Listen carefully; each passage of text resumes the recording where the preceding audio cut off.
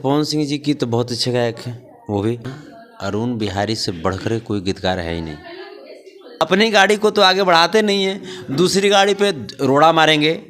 गंगा जी के तीरवा ऐसे कुछ करे गाना है, वो गाना मैं भी सुना हूँ। है कि पवन सिंह जी से मेरी दुश्मनी थोड़े है, ऐसा कुछ नहीं है। हाँ, कहीं कहीं पे अगर वो गलत करेंगे मैं विरोध करूँगा, उनसे बात करेंगे और उसके बाद हम जा कर के हॉस्पिटल में मुलाकात भी करेंगे उनसे। ये जो लोग जो अश्लीलता विरोधी ठेकेदार जो लोग बन बैठे हैं। नमस्कार, प्रणाम। मैं छोटू तबाही और आप देख रहे हैं तबाही न्यूज़ भोजपुरी। इस वक्त मैं मौजूद हूँ भोजपुरी गायक संतोष रेणु यादव और यदुवंशी सेना के राष्ट्रीय अध्यक्ष भी हैं।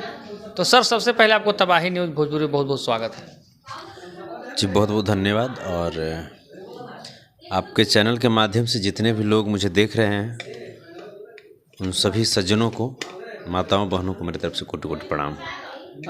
काफ़ी आप समाज सेवा करते करते तो जल्दी आपसे मुलाकात हमारी नहीं हो पा रही है, लेकिन सिर्फ समाज सेवा ही कीजिएगा कि कुछ भोजपुरी दर्शकों को लिए आप कुछ दीजिएगा। देखिए, हमको सेवा करने में मज़ा आता है, चाहे वो गीत संगीत के माध्यम हो या डायरेक्ट लोगों के घर घर पे जा कर के उनके सुख दुख में सहभागी बनने का हो। तो हमको अच्छा लगता है, समाज सेवा हमको अच्छा लगता है। हमको पब्लिक के साथ जुड़े हुए रहना हमको बहुत अंदर से भाता है। काफ़ी कमेंट दे रहे हैं कि मतलब कि भैया एक गाना गाओ भैया, ऐसा ऐसा कमेंट हमारे सेक्शन में नज़र आ रहे हैं। तो क्या आप गायकी सब दूर हो जाएंगे? नहीं, ऐसा नहीं है। अरे, गायकी मेरी जीवन है, ऐसा उससे दूर कैसे हो सकते हैं। आज अगर लोग मुझे जान रहे हैं तो पहली वो चीज़ गायकी ही है जिसके वजह से लोग मुझे जानते हैं।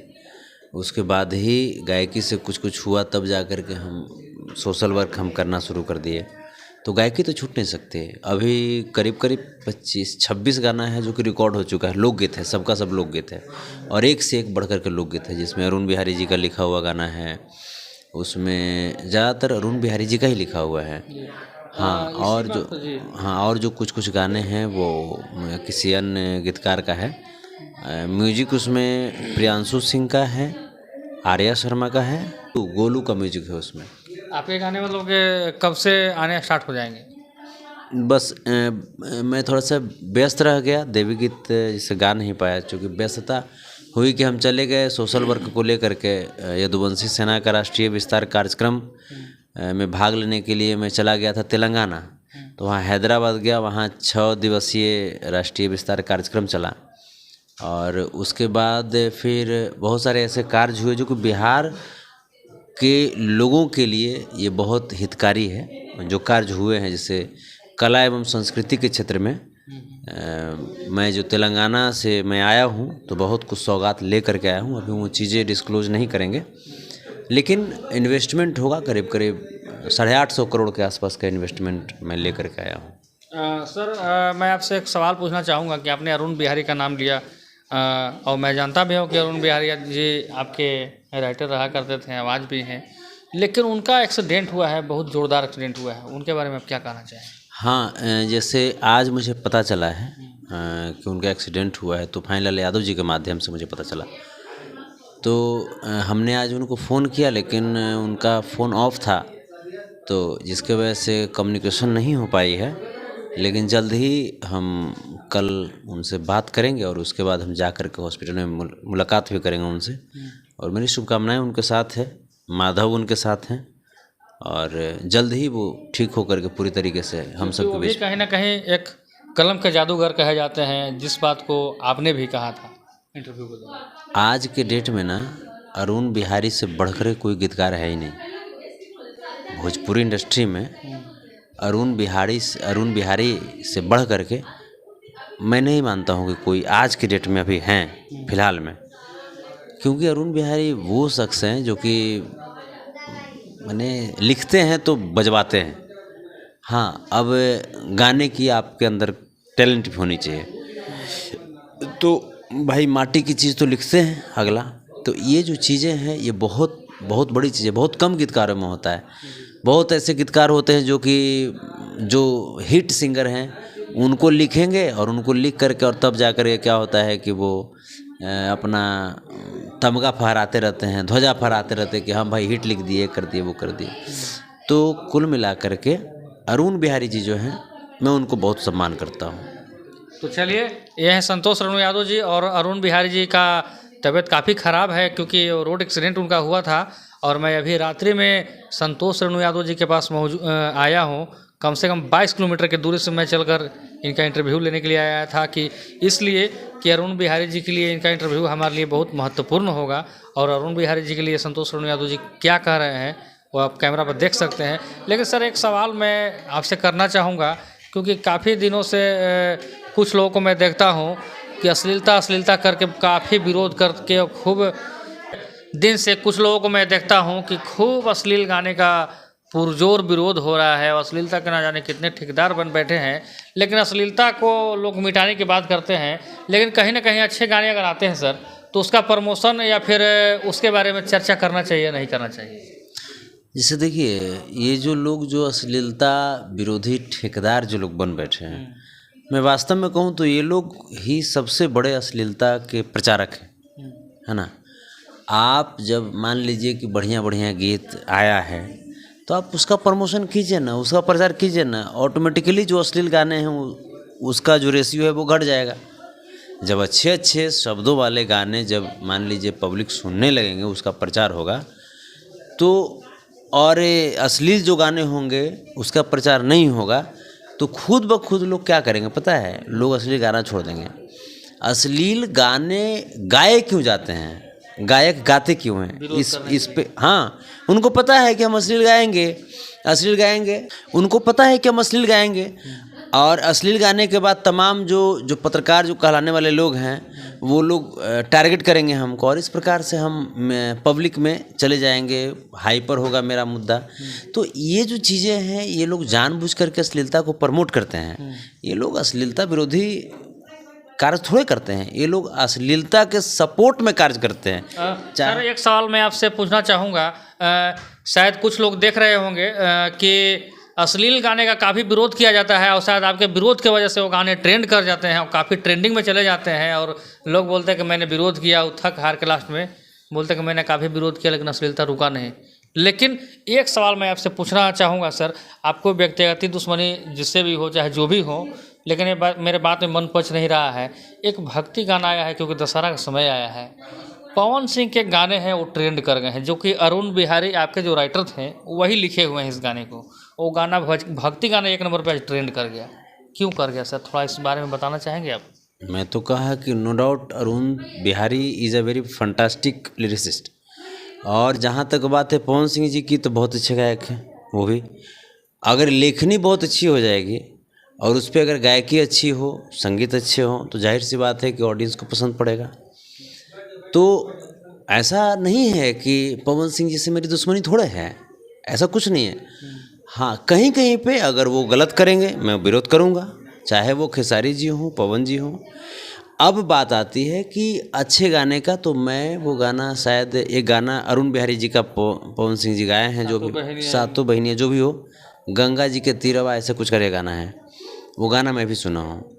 तो ये अरुण बिहारी जी की कलम की जादू तो है, आप देख रहे हैं जैसे, लेकिन लोग समझ नहीं पाता ना, लोग समझ नहीं पाता। गायक लोग को लगता है ना कि हमारे वजह से सब कुछ है। देखिए प्रॉब्लम कहाँ पे, इन चीज़ को समझना पड़ेगा आपको।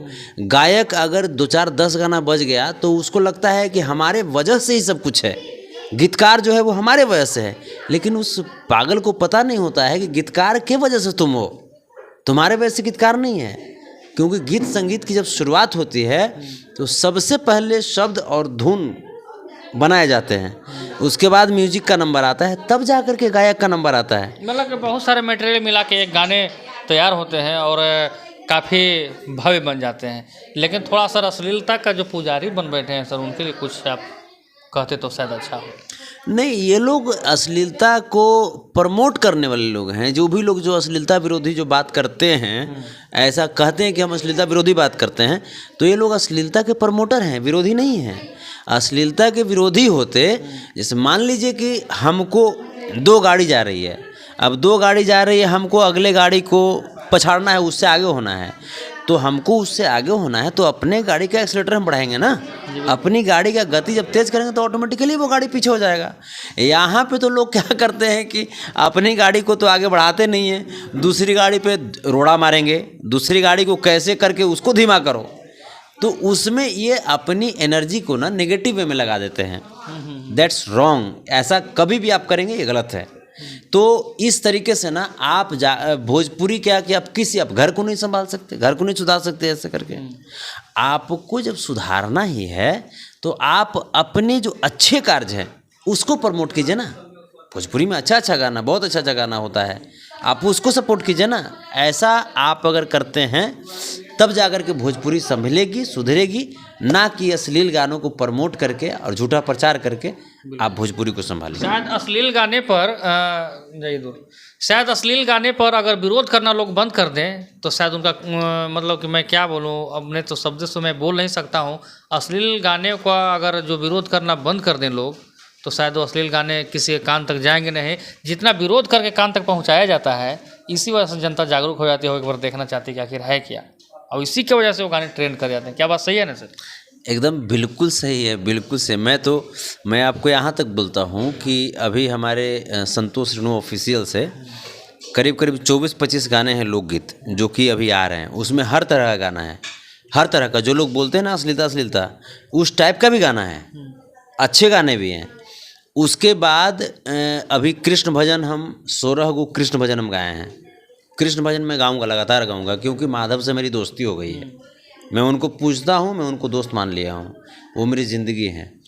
अब कृष्ण भजन के साथ साथ एक छठ में गा रहा हूँ, बहुत बिल्कुल एक नया, मैंने कहा जाए कि मैंने बिल्कुल नया गीतकार का लिखा हुआ है। लेकिन पारंपरिक गीत गाएंगे कि डीजे ट्रैक और धन धुन आप तो सर गाएंगे या कौन से गाने गाएंगे? देखिए, हमारी छवि अब अलग हो चुकी है। पहले जो भी थी कि जैसे क्या क्या वो हमको नहीं पता, लेकिन आज भी वो दिल में है। मैं अहिर हूँ, मैं फिर से बोल रहा हूँ, मैं अहिर हूँ और कट्टर अहिर हूँ, आज भी वो है। लेकिन जो अहिर की जो पॉजिटिव जो गुण होते हैं, जो अहिरों के जो पॉजिटिव गुण होते हैं, उन गुणों को भी मैं प्रमोट करूँगा। क्योंकि अहिर का मतलब सिर्फ यही नहीं होता है कि अहिर गया किसी को 4 लाठी मार दिया, यही नहीं होता है। अहिर हमेशा समाज का रक्षक होता है। अहिर हमेशा शोषित गरीब जो वर्ग होते हैं उनका अपना साथी होता है, उनके बुरे वक्त का साथी होता है। अहिर हमेशा अपनी एनर्जी को दूसरों की रक्षा करने में लगाया है। इसी को नाम जैसे लोग अहिर के रूप में जैसे बुलाते हैं या यादव कहते हैं। तो कुछ जो पॉजिटिव चीज़ें हैं उन पॉजिटिव चीज़ों को भी मैं लेकर के सामने आऊँगा। अहिर को लोग अभी आप देख रहे हैं, ये बीजेपी वाला लोग तेजस्वी प्रसाद जी को, तेज प्रताप यादव जी को, ये लोग मैंने बदनाम करे पे लगल है। अच्छा कार्य कर रहे हैं, नौकरी दे रहे हैं, तो जेल भेजे की तैयारी में लगल है। CBI ED लगा रहा है, तो CBI ED तो अपने बाबू पे भी लगा ले। तारा बाबू जैसे तड़ीपार जो हमें अमित शाह, जिसका माथा छिलायल है, पूरा प्रकृति छील दिया है, उस पर भी तो लगाओ CBI ED। तो कहने का मतलब कि अहिरों को परेशान जहाँ जहाँ किया जाएगा वहाँ वहाँ मैं बिल्कुल आन बान शान और जान को हथेली पे लेकर के मैं अहिरों के सपोर्ट में खड़ा हो जाऊंगा। बात स्पष्ट है। तो चलिए, ये थे हमारे साथ में संतोष रेणु यादव जी, और इन्होंने काफ़ी सराहनीय बातें कही और कुछ कलाकारों के लिए भी इन्होंने अपने मंतव्य को रखा। और वीडियो कैसा लगा आप कमेंट सेक्शन में जवाब ज़रूर दें। लेकिन सर जाते जाते सर कुछ सुझाव देना चाहेंगे अच्छे और जो गंदे कलाकार हैं? मैं कहा कि जैसे आप 2 चीज़ कर सकते हैं और 2 चीज़ में आपको कौन सा कार्य अच्छा लगता है ये आप सोच सकते हैं। पहली चीज़, आप सेम डिस्टेंस पे सेम गति से गाड़ी को लेकर के चल रहे हैं। आपको अगर लगता है एक गाड़ी पे चोर डकैत बैठा है, एक गाड़ी पे इंसान बैठा है, आपको है कि किसको जितवाना है, चोर को जितवाना है या मैंने इंसान को जितवाना है, तो आप चोर डकैत की गाड़ी के फेरा में रहवे मत कीजिए। आप सीधा जिस गाड़ी पे इंसान बैठे हैं ना, उस गाड़ी की गति को तेज़ कीजिए ना, वो ऑटोमेटिकली पीछे हो जाएगा, पता भी नहीं चलेगा कहाँ चला गया। अब अपनी एनर्जी को आप उस गाड़ी पे रोड़ा मारिएगा, उसको रोकने के चक्कर में रहिएगा तो आपकी भी तो गति कम हो रही है। तो आप उस चक्कर में नहीं रहिए। आप जो अच्छी अच्छी चीज़ें हैं ना, जो समाज को अच्छे अच्छे दिशा निर्देश दे, जो गीत संगीत जो समाज के लोगों को कुछ शिक्षा दे, वैसे गीत संगीत को प्रमोट कीजिए ना। काहे ला ये सब अश्लीलता फश्लीलता के फेरा में लगल है। चलिए, आपकी बातों से मुझे सर बहुत संतुष्टि मिला और बहुत अच्छा लगा। देखिए, ये संतोष रेणु यादव जी हैं, सही पर सबके साथ हैं, गलत पर शायद किसी का नहीं है। ये बात मैं हमसे बेहतर कोई नहीं जान सकता, क्योंकि मैं हमेशा इनका इंटरव्यू लाते भी रहता हूँ और देखते भी रहता हूँ। लेकिन जितने भी हैं विरोध करने वाले, अश्लीलता के जो ठेकेदार बन बैठे हैं, कोई नेनुआ के पीछे भाग रहे हैं, कोई भिंडी के पीछे भाग रहे हैं, कोई झींगी के पीछे भाग रहे हैं, कोई पुदीना के पीछे भाग रहे हैं, कोई ढोनी चटना कपर छिलना, ना जाने कौन कौन सी चीज़ है। मैं जितना भी कहूँगा शायद शब्द कम पड़ जाएंगे, तो आप संभलिए और अच्छे चीज़ों को प्रमोट करना सीखिए।